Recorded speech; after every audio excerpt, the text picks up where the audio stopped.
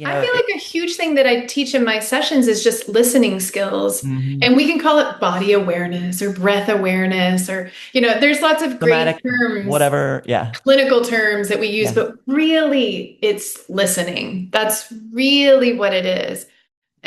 Being able to listen to ourselves builds trust in ourselves, and trust in ourselves helps to build trust in the world, and trust in the world helps to build security and safety. Welcome to Room to Evolve. I'm Jessica Goulding. These episodes are here as sources of inspiration to help you notice what might be calling you into something new, even if, or especially if, it doesn't make any sense. When there's a stirring in your heart or a nervousness in your belly, I hope you pause and notice. I hope you enter into a little inquiry around what that might be. It doesn't matter if you're in your 20s figuring things out, or right in the middle of building your life, or on the other side of retirement wondering what's next. Following those inner nudges can lead us to scary thresholds, yes, but also to a more colorful and fulfilling life and purpose. It might not always look grand on the outside, but when it comes from something deep within you, it's exactly enough. Before we meet this month's guest, I want to invite you to visit roomtoevolve.com. This website is where I'm hosting my weekly blog, this podcast, videos you can practice with, and invitations to events, pilgrimages, and retreats. I created it to not just be a website, but a place, a room, where you can step out of the noise and into a quiet space. It's connected to Substack, and I hope you decide to subscribe. That way, you'll receive weekly reflections right in your inbox, along with future posts and resources available only to subscribers. So come on in and say hello by subscribing to Room to Evolve. It's a sanctuary for you and other like-hearted folks to tune out the noise and tune into your spirit.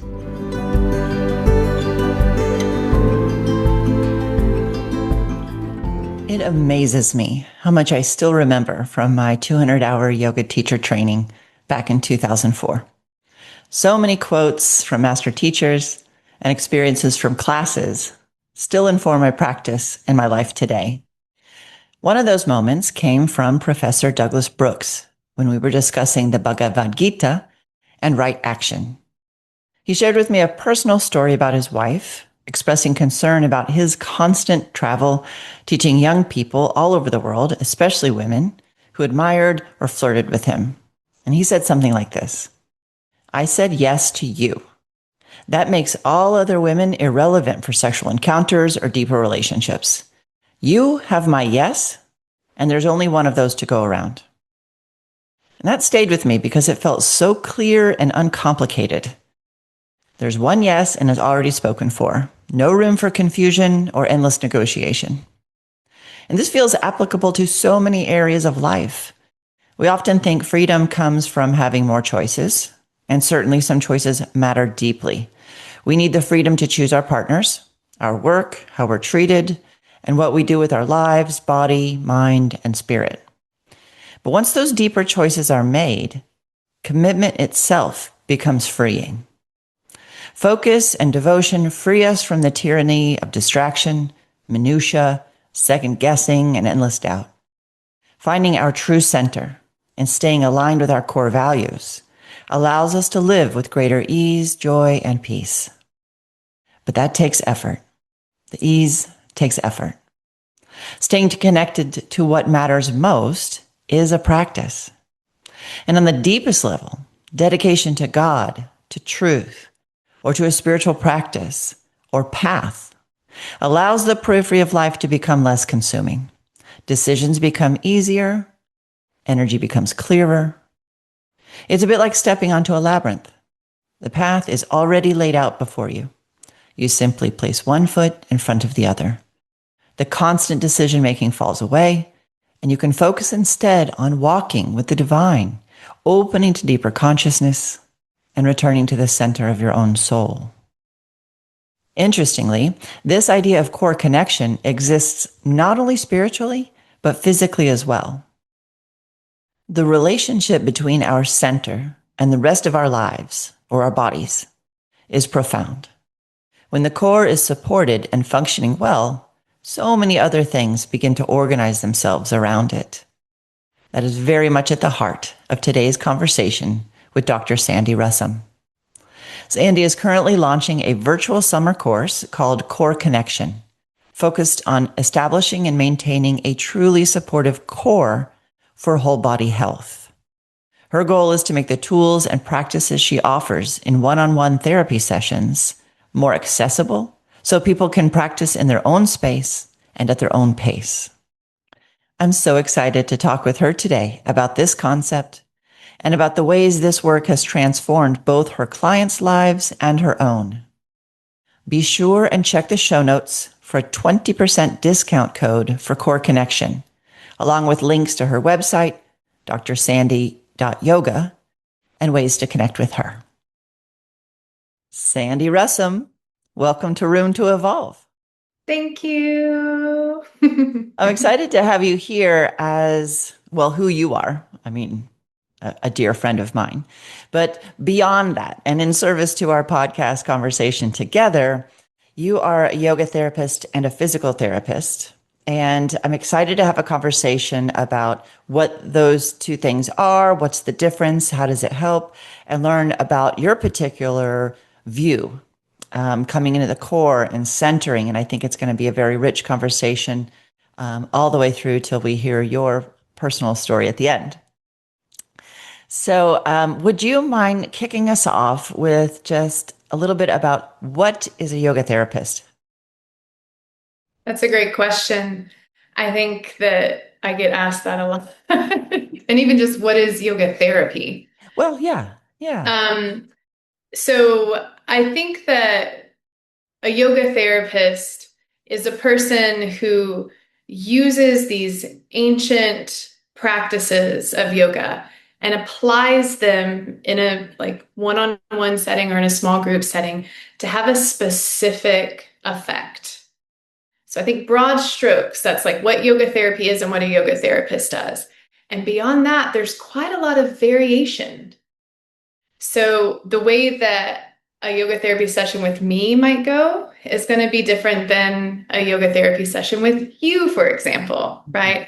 But in just very basic terms, it's the application of yoga in a therapeutic environment. Who seeks this out? Well, that's a good question. I find that the people that I see at my practice the most are often people who have kind of fallen through the healthcare gaps, which they're just getting to be bigger and bigger gaps, unfortunately. So in this way, I feel like yoga therapy falls under alternative medicine as opposed to conventional or traditional medicine. And people who can't quite find the care that they need in conventional, traditional medicine often will find their way to alternative medicine, and yoga therapy is in really great company over here. And so I would say that's the biggest group of people that seek out yoga therapy. And then there are people who are already, I'm sorry. No, go ahead, please. I'm excited. Well, there are people who are already invested in a yoga practice, and then they want to seek that as a means of therapy as well. And they can be healing any kinds of things, whether it's mental, emotional, spiritual, physical.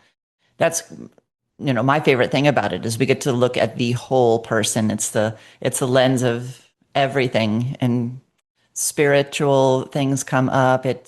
When you're looking at everything, not just one particular thing, which, correct me if I'm wrong, can be different than physical therapy, where from what I understand, you have to stay within a pretty strict parameter of what you are working with and what you are attempting to heal, help, because it is more in the Western lens now. And so it has to be very specific.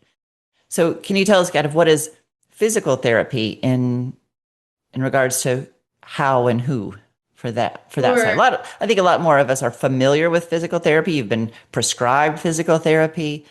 And so we're kind of weaving our way towards the combination of these two things. Sure. I would say that the reason why I prefer yoga therapy is for the reasons you just described, which is its inherent holistic approach. Yoga therapy doesn't have to try to be holistic. It's not like, oh, we started out really narrow and now we need to branch out a little bit. No, it just is that way already. Inherently, yoga therapy is holistic. You're going to investigate, explore, and inquire not just about your physical body, but your mental body, your spiritual body. And for that reason, I prefer that approach because I think it is more effective for many, many conditions. And then we can bump over here to physical therapy, which can also be really useful for certain conditions. Like if you want to rehab a knee after a total knee replacement, going to a PT would be a really, really good idea, Yeah, right? it's So specific. there's, I like, because I kind of stand in the middle of both, I'm happy to compare them, but I like to be like, there's a place for both in this world, right? But with physical therapy, I do think it can be more limiting, yes, in that your scope of care is typically specific to the diagnosis of the individual and what they have come to see you specifically for. So as a physical therapist, someone may come to me for a low back issue. And in the process of helping that specific issue, we might also find there's a shoulder issue. But I can't really do anything about that. They have to go back to their doctor, get another referral for the shoulder issue to then come back to physical therapy. And that can take months and months and months and months to do that. So yeah, it is limiting in that you have to treat the specific thing that they've come in for. And then the tools are typically like just in Anamaya, right? Just in that first layer, that physical gross body layer of the individual. That isn't true for all physical therapy. I'm going to just put a little plug for pelvic floor physical therapy, which is my specialization. And in that specialization of PT, it is also inherently holistic because of the nature of the pelvic floor requires that you help people with stress and you help people with their nervous system. And so not all physical therapy is the same, Mhm. but broad strokes purposes, that's how I would compare them. Yeah, and we need both. We absolutely need both. You know, Mhm. someone comes to me after knee surgery, I have a different protocol. And it's not going to be the hard thing that you have to do in PT to really overcome a knee replacement. I tip my hat to every yoga therapist or every physical therapist who's helping people with their joint replacements. And then they come to me and it's more about moving the prana, moving the intelligence, the life force, and kind of getting that new joint to feel as much a part of your body as your old one, right? So Right. That's it's beautiful. yeah, just changing the dynamic of that. So there, like you said, there's a place for both, and we are hopefully championing each other more than competing. I mean, that's what I'm trying to do Yeah. and helping people find their way from one to the other, right? Like, when do we need to be more in alternative medicine, conventional medicine? Like, how might these places serve the individual? Because navigating that is a real challenge for everybody. So now I'd love to hear a little bit more about what you touched on just a moment ago, which is your specialty, the pelvic floor. I mean, you are Dr. Sandi Russom, which is how I really should have introduced you in the beginning. So you have a doctor in physical therapy and you have brought in your yoga therapy and you have really focused on the pelvic floor. And I know I have clients and I have friends who can really use what you offer as far as information, practices, and what happens in the pelvic floor. And is it just women or do men have issues too? How That's a about that? great question. Yeah, Yeah. everybody has a pelvic floor. Everybody Mhm. does. We don't all have the same genitalia, There you but go. everybody has the same pelvic floor. There's actually not a lot of like muscular variation between males and females, and the folks that are in between. But my specialization is in the pelvic floor. I was actually introduced to the pelvic floor in graduate school when I was getting my doctorate of physical therapy. I didn't really know what it was before that. I mean, I knew what it was, but I didn't know what the practice of physical therapy was in terms of pelvic floor. And once I started learning more about it, I realized, oh my goodness, so much of these practices are yoga. Oh, And I was already a yoga therapist by the time I was in graduate school. So I'd already answered the call of yoga. And then I was answering this call of becoming just like going deeper into being a therapist. And then while I was answering that call, then this little door opened up that was this pelvic floor avenue. And I realized like, this is where these two come together a lot. Like the pelvic floor, I mean, sorry, the yoga therapy and the physical therapy. It really comes together in the pelvic floor. So it was a natural like fit for me. It also, men and women both have, or males and females both have pelvic floors. However, the female and woman population have a higher likelihood of dysfunction because of our life cycle. okay. So, because of our hormone fluctuations early in life, because of perinatal stages, because of perimenopausal stages, just because of our, female life cycle, we're just more prone to having pelvic floor issues. So the population that pelvic floor therapy serves is predominantly like women. Mhm. And I also loved that too, because I love supporting women. So it was, for me, it was kind of like all wins from the get go. And so I specialized in pelvic floor as a physical therapist, worked as a pelvic floor PT for a while. And now I infuse that into my yoga therapy practice because it all just marries so easily together. Tell us more about what are some of the dysfunctions that you come across in pelvic floors? What are some of the main complaints that Mm, people bring to you? That's a great question. Probably the most common complaint is some type of incontinence. Mhm. That's where someone leaks urine or leaks fecal matter. That's probably the most common one. The other most common one is probably constipation. And what's interesting is these are two kind of like two sides of the spectrum. And one, things are coming out when we don't want them to come out. And in the other one, things are staying in when we want them to come out. Yeah. And Yeah. this is kind of what the pelvic floor does. It's kind of like the gatekeeper of like letting things out and keeping things in. Hmm. And it's one of those Goldilocks situations, right? Where you just want things to be in this exact right spot where like things stay in when you want them to, and then things come out when you want them to. Yeah. You And have to be able to open the flower and close the flower. exactly. What a great, we use flower visualizations a lot with the Yeah. pelvic floor. So I love that you said that. Yeah. So yeah, those are kind of the most two common dysfunctions. And when I say dysfunctions, I mostly mean that the pelvic floor is not working in the way it's designed to, The right? It's gatekeeping is designed. off. Hmm. Exactly. And so there's lots of practices that we can use to get it back to the way that it's designed to function.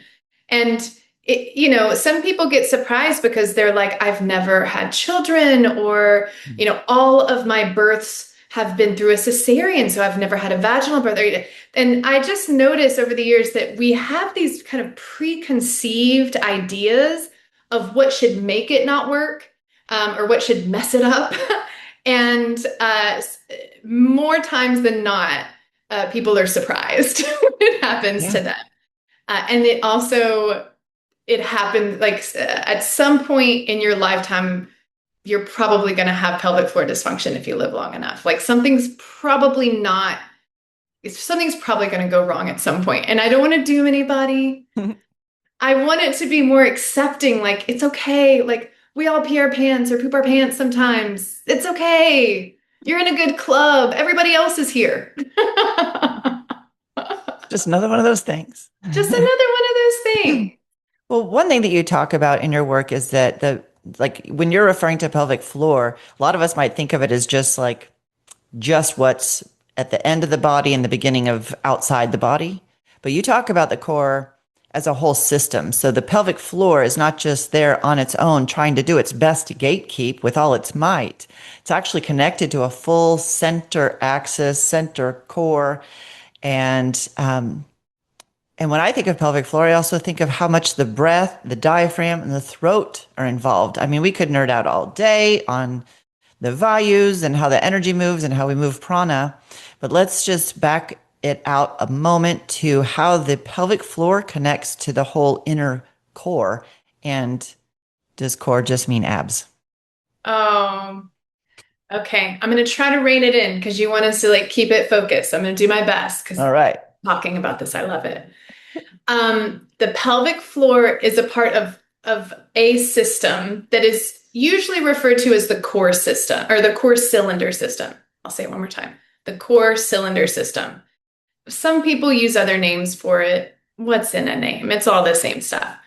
But it is a group of supportive musculature that helps to support the abdominal region, including the low back, including the pelvis. And it's a group of muscles. The top of the cylinder is the diaphragm. So you can imagine in your mind like an actual cylinder, the geometric shape. The top is the diaphragm, and then the bottom is the pelvic floor. Mm-hmm. And in the front and the sides is our abdominal muscles, specifically the transverse abdominis. And then in the back is a muscle called multifidus, which is this very deep, supportive group of muscles, really, that goes down the spinal column. And so these specific muscles, really, it's four muscles, form a cylinder, and they work together to do all of these kind of like invisible work that's just happening all the time. Not just keeping us upright, but keeping our organs in place. They're staying soft when they need to be soft, but then firming up when they need to. And they're talking to each other the whole time to make sure, like, oh, have you got that? Okay, then I'll do this. And so they're just constantly in communication with each other when they're working as they're designed to work. And there are things that we do just in our daily lives that can kind of knock them off of their own teamwork. And their own And so, intelligence. So I'm guessing like sitting for a long time. yes, that was the main one I was thinking of. Yeah. What about like physical activity, riding bikes or going on walks and runs? Is that more supportive activity because it's literally active, or can things kind of get out of whack no matter what you're doing? Yeah, so it depends. So, like something like riding a bike can be really irritating to the pelvic floor in particular if things aren't working well. Hmm. So, if we've already maybe got some issues happening, then that might be irritating. Same with running. Like these are higher impact on the pelvic Yeah. floor, right? Function, movements like walking and things like that are less impactful, but can still, again, if the team isn't working together, and if the muscle tissues themselves don't have the right amount of like strength and softness, if that balance isn't there, then even just basic activities like walking can be a challenge. And it sometimes that if you have issues in the pelvic floor, you might not even know it's the pelvic floor. You might feel it in the low back. Yeah. You might Yeah. feel So it. the pelvic floor is kind of known because, I described symptoms, the most common symptoms being related to bowel and bladder, but it's also like a structural muscular system, right? So it also stabilizes our pelvis Mhm. and make sure that our hips are moving in the way in relation to our pelvis, make sure that our ribs are moving in a way in relation to our pelvis. So, what's really amazing about the core cylinder system is that when it is working properly, the peripheral body moves in the way that it's intended Mm. because it is supported by this central structure. And so the pelvic floor, yes, I'll talk to you about bowel and bladder stuff all day, and that's definitely related, but it also has this structural role within this larger system that's just as important for SI stability, right? And for low back, like comfort, like things like that as well. Yeah. So sometimes, if you think you hurt your back doing something, it maybe, but it Maybe. also might be that your pelvic floor just got real tight trying to protect, and it's just holding Totally. on for dear life. And I'd say a lot of times one of the most surprising things that I have conversations about with my clients about the pelvic floor is that it's it can be chronically tight, which Mhm. makes it seem weak because it's not helping you hold urine. It's not helping you, support at the base. And it's because those muscles are so tight, they can't get tighter. Right. Yeah. So muscles are meant to contract. If we think of like muscle fibers contracting, they're meant to contract from a neutral position.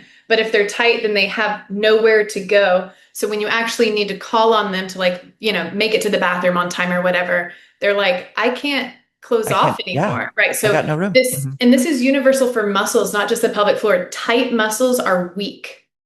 Like they are not able to function in the way they're supposed to strength wise either. And I think that kind of gets missed over that like, this muscle up here is really strong. And like just because it's tight, it doesn't mean that it's strong. In fact, it usually means that it's weak. Yeah, I like to think of it, it's holding on for dear life more than just being comfortable in its strength. Like like all the Right. muscles have little personalities. I mean, They do. Oh, they totally do. I'm sure Like the you've upper seen people's, trap, yeah. yeah, is like a martyr. It's like, I'm going to take on all the work, everyone. You just do nothing. Fine. And it's like, well, you can't do their work, upper trap. Like, that's not your job. Or in the front, I'm going to help you breathe. It's like, not your job either. And it's funny. Yeah. Why do you think we harness the wrong muscles over time? And when I say wrong, it's never judgmental. It's just this is how things are operating to give us information about what's going on mentally, spiritually, emotionally, and physically. So Right. it's rarely just, ooh, tight traps. It's like Mm-mm. you got to go, well, what are you bearing on those shoulders? Are you Right. bearing too much burden? When what isn't holding its weight? That's a really good question. Like, so if we're thinking, I love that you took anatomy and then you took it like a layer deeper because that layer is there. But on just this and like gross anatomy side of it, the body is designed to work a certain way. And these compensations occur because it's not working the way it was designed to. And the reason for that is going to often be different for different people. Mhm. And as a yoga therapist, that's sometimes what we're trying to unpack is like, why are these compensations happening in your body? Why isn't your body at this moment working in that way it was designed to work, Mhm. right? And it can be from because you have a repetitive action on one side and not the other. Exactly. So it's really hard to, I mean, the upper traps are kind of chronically tight on a lot of Yeah. people. So there are sort of gin pop like tendencies, right? But I don't like to assume. I don't like to assume that like because your traps are tight, it's because you've got this issue. Like, no, what's going on with you? Like why is it presenting this way with you in Yeah. particular? And when did it start? And when did it start?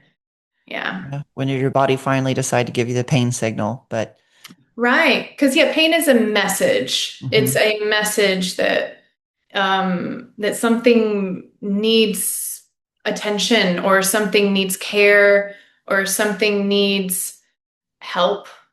Yeah.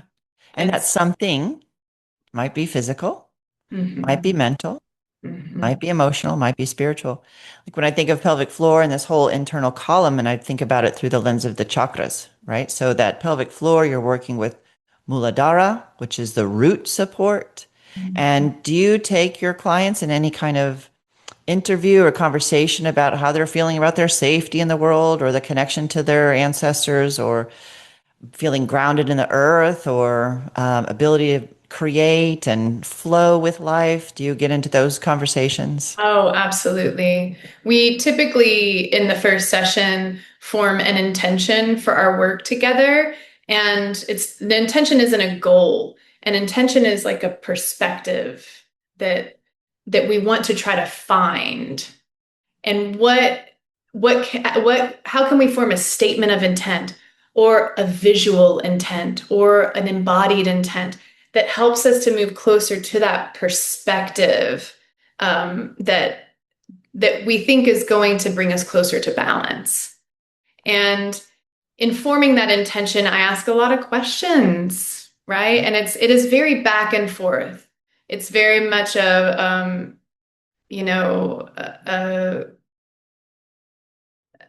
in the moment, asking a question, waiting for an answer, really waiting for an answer, letting the answer come up, right? And yeah, I go through a lot of questions specifically about the first and second chakra, just like you were describing. Yeah. Yeah. It would make sense that if, one thing is out of balance energetically, then it's going to eventually manifest physically.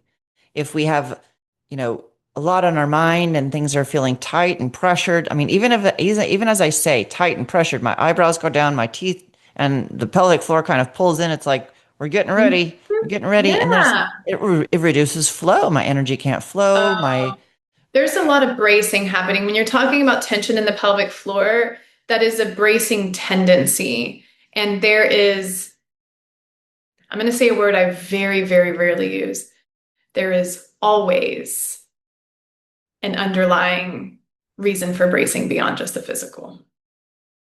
you okay? Let's go with it. Always, I like never say always, yeah.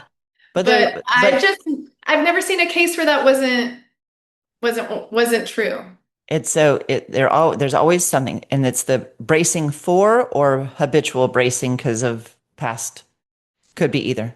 Could be Yeah. either. Yeah. I It's I've such good information, though. It's so helpful to people to talk to the body, to their body, not this, any, their own body, Mhm. who has all this information for us about how things are going in here. And if you can just let it speak to you, then you get wisdom. Boom.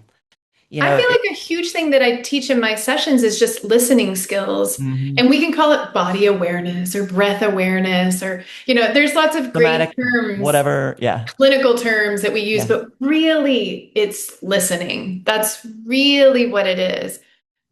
Being able to listen to ourselves builds trust in ourselves, and trust in ourselves helps to build trust in the world, and trust in the world helps to build security and safety. And I work with that pattern a lot. And trust is a big issue of the first chakra. Big, big, big stuff. So I love this. I want to kind of work with this a little bit more. So you're guiding people to listen to their body. They get a And their better breath and their mind. and the breath and the mind. Mhm. So what usually gets in the way of people listening or hearing messages from body, mind? I love that you asked this question. Doing. Oh, oh. Yeah. I Doing would gets in the say way of doing. listening. Doing is the thing that gets in the way the most. Doing what? Oh gosh, Anything, all of it? well, like, if you're trying to listen to your breath, just notice how your breath is moving. Often what people will first do is take a really deep breath. Oh, yeah. And that's a lot of doing. So, yeah, you can watch yourself do a really deep breath. But what happens when you just watch yourself just breathe as like you're witnessing just like an animal in the wild, right? Mhm.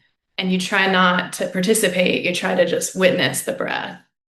And that's an example of kind of like doing getting in the way. It happens a lot like with asana movements. Like people are just trying to understand like the movement sequence. And we got to give it time for that, of course. But once we kind of know it, let's listen to our bodies while we move through it and see what they have to say to us. And what's amazing is that something that may on the surface seem, or messages that may come initially kind of on the surface, like my hamstrings are tight, right? Or like, ooh, my arms feel a little wobbly and down dog today. Like messages that come up at the beginning, there's like so much deeper we can get to Mhm. if we keep listening after those initial ones come up. So I'd like to have, practices on hand. The conversations I like to have here about how people evolve in their lives, how there are practices to support deep listening. I mean, you Mhm. referred earlier to having a call to yoga therapy, called into physical therapy, called to the pelvic floor. Like you were really being pulled, like, I don't want to say tunnel, but I mean, all the It way kind into the tunnel of this deep of, core. yeah. So I'd love if you would just share, what would be your favorite way of guiding someone to listen to their breath or their body? Choose either one or both. Maybe you could even just do it for me here and let people Sure. experience Yeah. I it. mean, my primary teacher is Donna Farhi. That's who I've studied with a lot. And she calls all yoga practices inquiries, which I love that. It even just begins the practice with like, we're just gonna inquire about doing this stuff today. Like, what if I do this? Like, what messages do I get back when I do this? And so, I mean, I think that one of the best practices that she offers, and we can do this now, Yeah. she calls it a weather report.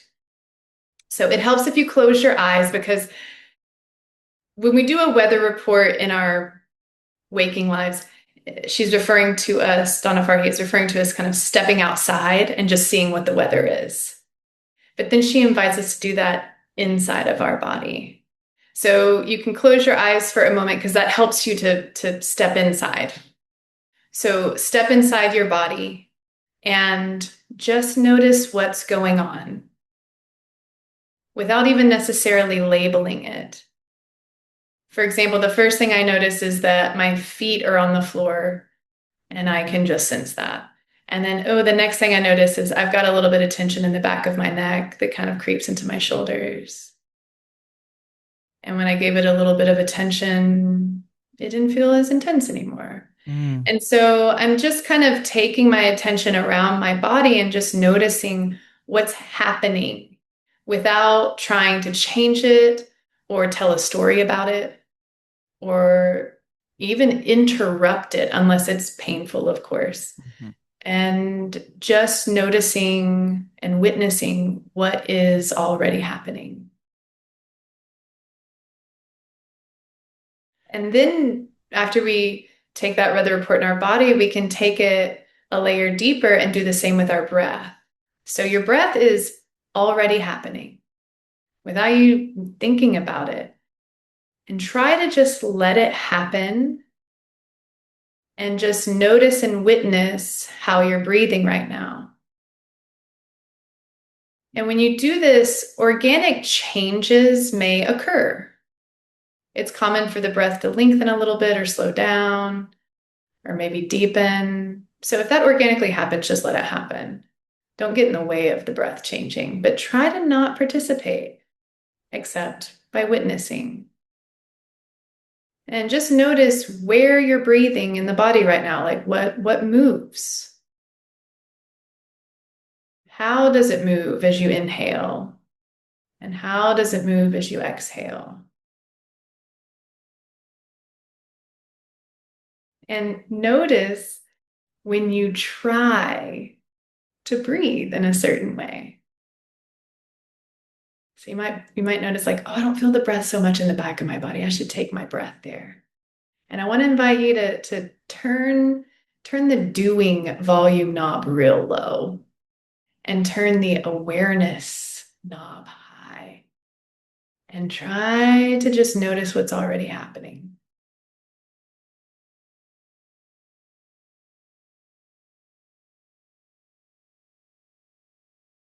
And then we can also go another layer deeper and try to just step into the room of your mind and notice what's happening here. And if it's intense in there, you can always come out of it, maybe just look at it through a window. But just notice, is the mind a certain color today? Does it have a certain mood or vibe?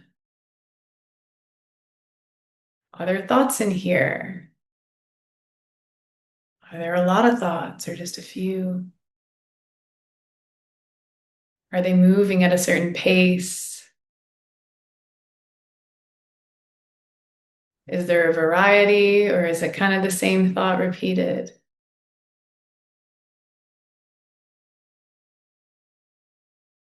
And then imagine that in the back of this room of the mind, there's a door. And you can walk through the room, or if you were outside, you can walk around the room. And at the back, like behind this room of the mind, you come upon your wiser self, that which exists outside of that thinking mind, that higher mind, that higher perspective. And just notice what that version of you looks like today. What form is it taking? Or maybe you have a feeling sense of that version of you, whatever form it comes in. Just meet with it for a moment.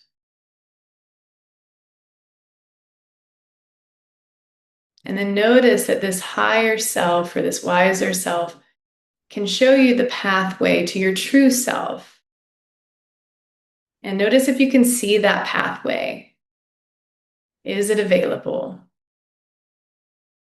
And if it isn't today, just let it know that you have a desire to connect with it, with that deepest part of you.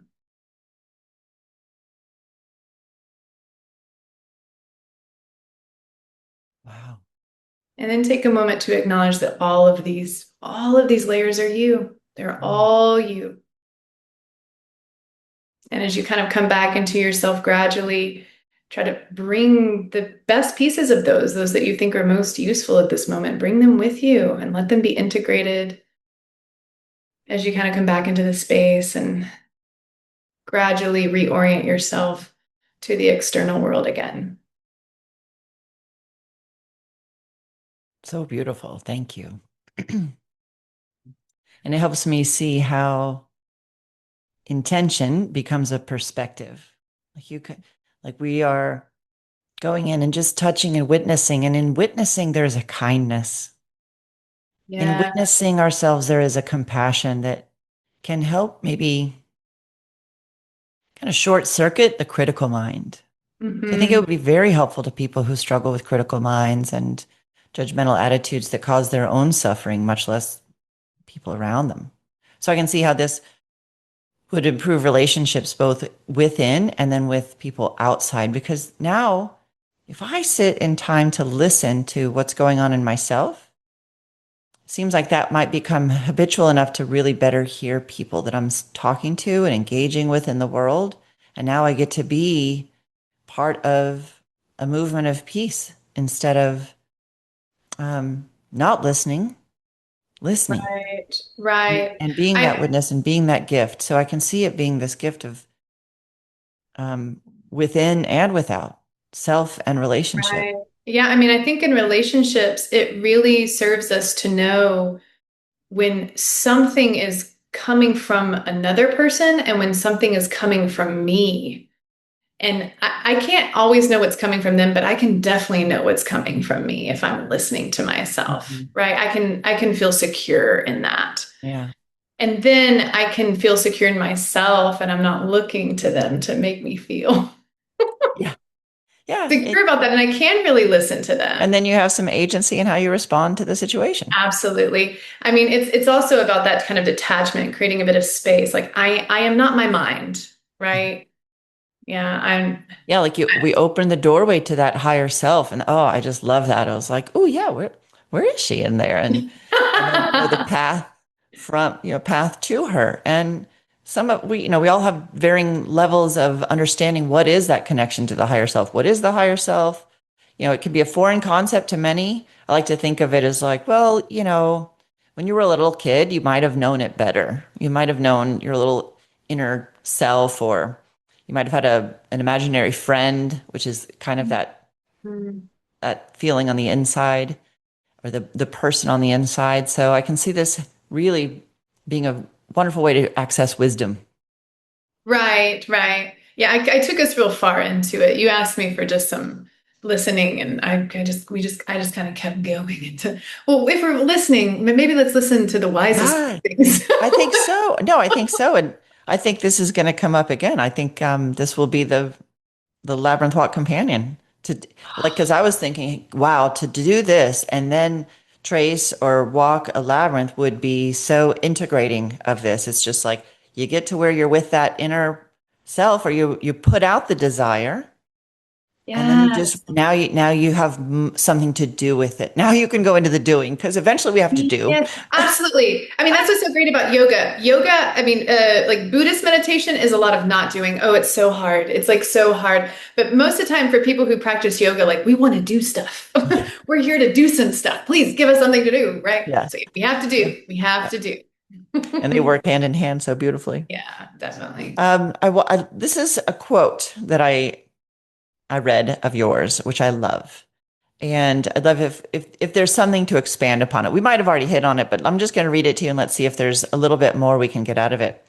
And that is, when we centralize our attention and efforts, The periphery has a way of working itself out. Then the result of your effort is ease. So I'm going to read it again because we're coming back to the core, right? This cylinder, and really focusing attention there and getting balanced action of the muscles around. So first you have a little conversation, then you start to employ effort. But I think you're taking it a step further when you say this. When we centralize our attention and efforts, the periphery has a way of working itself out. How about just that chunk? Yeah, I love that. I mean, I think something that I really connected with when I first started doing yoga decades ago was that I could feel something like physically, but then I would also like have an awareness of it in a deeper way too. And that statement comes from embodying that, like noticing things on the periphery working themselves out as my core was becoming more stable and supportive. And what is the Noticing it in periphery? my body. When you say the periphery, what do you mean by that? The periphery in anatomical terms is Mhm. like your arms and your legs, your shoulders and your hips and your knees and your ankles and your elbows and your wrists and your head, these things that are not just your torso. Okay. So So so go ahead. yeah, keep going. I'm jiving. Right. So in the anatomical body, that's what I mean. Centralizing our efforts towards this core center and creating a stability system there allows for the peripheral joints in the arms and the legs to have the best foundation for their movement. Okay. And I experienced this in my body. Specifically in a training with Donna Farhi, where we did some core stabilizing work, followed by some standing postures. And Warrior Two for me is always a real challenge in that bent leg, that my quad just starts to bark so loud in Warrior Two in that bent leg. To me, it feels like it's earlier than other people. Comparisons are not fair to anybody, but that's how I've felt it in the past.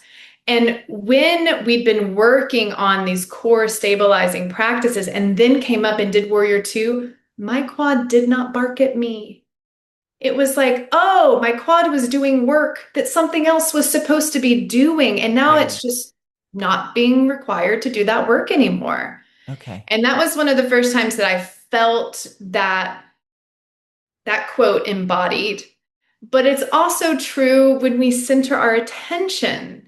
Like when we center our attention, like in the kind of guided meditation awareness I just led you through, we come back out of it and suddenly, like that thing that was like, I was really worried about, this to do that I was kind of stressed about, like suddenly these things in the periphery they're not as cumbersome.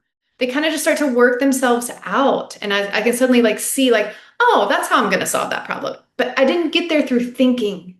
I Yeah. got there through centering. And then it just found its way to me because I centralized myself. It found me.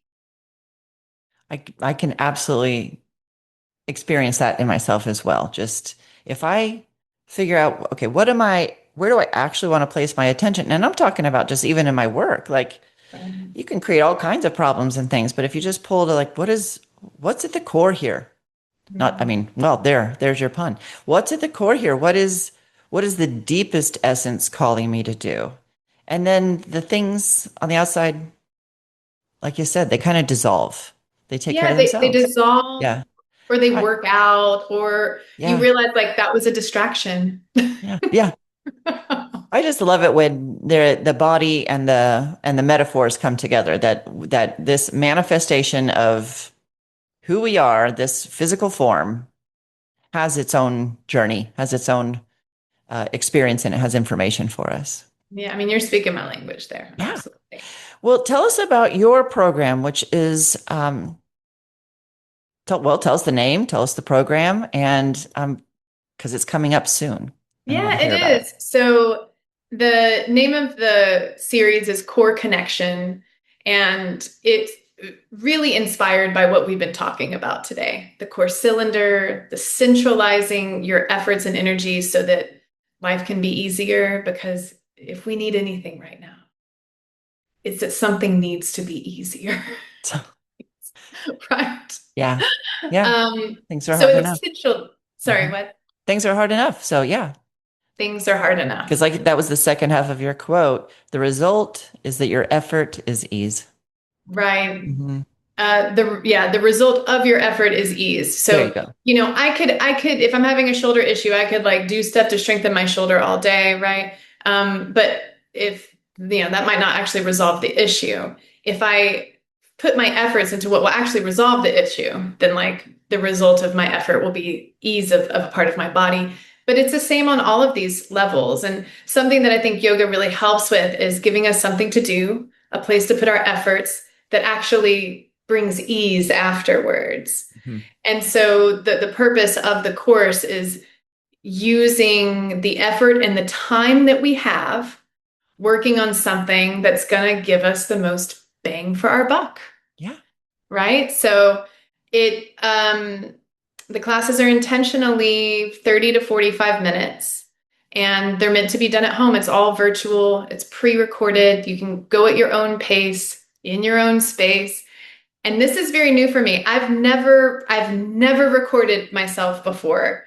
I've always been an in-person or like a Zoom teacher, but you're way more experienced at this than I am. I'm kind of new to this, but I do have a degree in theater and film. So I have, I have the skills and it's kind of pulling a bunch of skills all together. But it has been so exciting and I've really enjoyed creating the series. It's 6 classes and they're intended to be done sequentially at first, but then the idea is that you just go back in and you take the one that you need that day.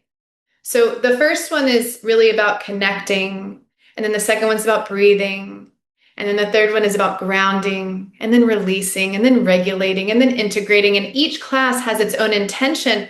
But once you understand the approach, you can go back on a Wednesday and be like, I'm feeling really tight today. I'm going to do the release class. And then that one has a bunch of practices in it to help you release. Or, maybe one day you're noticing I don't feel grounded. Oh, or maybe the grounded one also has like the bulk of like the pelvic floor training in it. And so it's like, oh, my pelvic floor needs some attention today. I'm going to go boom, and I'm going to do that class today. So they're intended to be used sequentially just the first time. And then you just go back and you use the tools that you need, Yeah. which is That, what I'm trying to do. I'm trying to take these tools that I use one on one with people and have for years, and I'm just trying to put them in an accessible package and send it out into the world. I mean, it sounds amazing. I can't wait because I know I'm going to do it.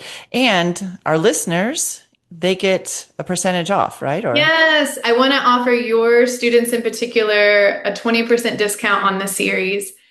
And it launches in July, but then you have access for a full year. So you have time. I really want people to go at their own pace, okay. um, and be able to access it for a long time.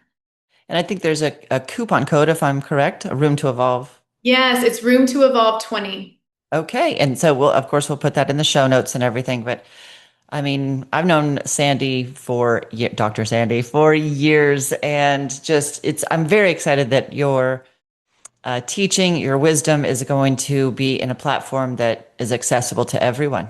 Because not everybody gets to meet with you one on one. Not everybody is the luckiest fish. But now everybody gets access. So I really appreciate that you're taking the time to put your gifts out there for all of us because we can all benefit. Thank you. That's really nice. I'm excited. I'm Yeah. ready. I mean, it sounds like this is a moment. You're stepping into something new. But the question that I ask all my guests, because life is a journey, and I love the practice of considering threshold moments, those moments that made a difference, or that there was a path you could have taken, or something that you stepped into, maybe without knowing what you're getting yourself into. It's that first you come up to the threshold and either back off or go into it. Is there anything that comes to mind that you can share? We've had some really great stories of people's threshold moments.